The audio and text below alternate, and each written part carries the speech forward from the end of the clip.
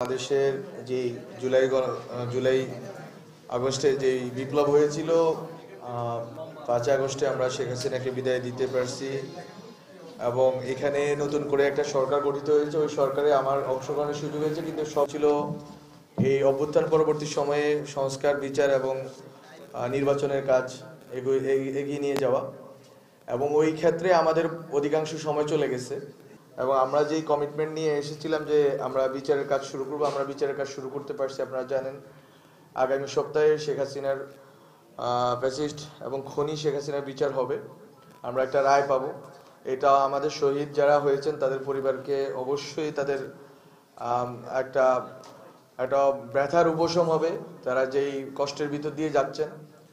এর সাথে সাথে আরও অনেকেরই ট্রাইব্যুনালে বিচার কাজ চলতেছে, ট্রাইব্যুনাল অ্যাক্টিভ আছে এবং ট্রাইব্যুনালে আশা করি যে যারাই যেখানে যেখানে আমাদের ছাত্র জনতাকে হত্যা এবং খুনের সাথে জড়িত ছিলেন, গুমের সাথে যারা জড়িত ছিলেন, এর আগে এক্সট্রা জুডিশিয়াল কিলিংয়ের সাথে জড়িত ছিলেন, সবারই বিচার হবে এবং পরবর্তী সরকারে যারা আসবেন সবাই এই বিচারের কার্যক্রমে এগিয়ে নেবেন। সংস্কারের কাজে আমরা অনেক দূর অগ্রসর হতে পেরেছি। আপনারা জানেন যে রাজনৈতিক দলগুলো ঐক্যবদ্ধ হয়ে একটা সনদে স্বাক্ষর করেছে এবং এটা বাংলাদেশের জন্য অনেক বড় একটা প্রাপ্তি। টানা তৃতীয়বার অর্জন করেছে দেশের সেরা সুপার ব্র্যান্ড স্বীকৃতি বসুন্ধরা টিস্যু।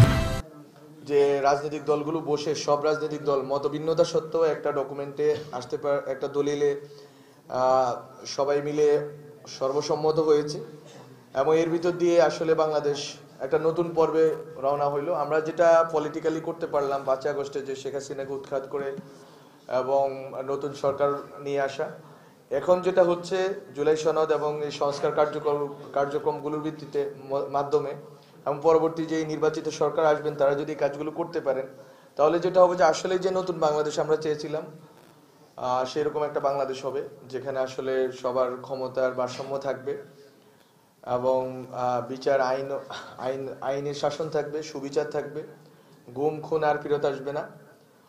তো আমরা যেই নতুন বাংলাদেশ চেয়েছিলাম, আমাদের শহীদরা যেই বাংলাদেশ চেয়েছিল, আমাদের আহত যারা হয়েছে, যারা অঙ্গহানি হয়েছে, চক্ষু হারিয়েছে, তারা যে বাংলাদেশ চেয়েছিল ওই বাংলাদেশ আমরা পাবো।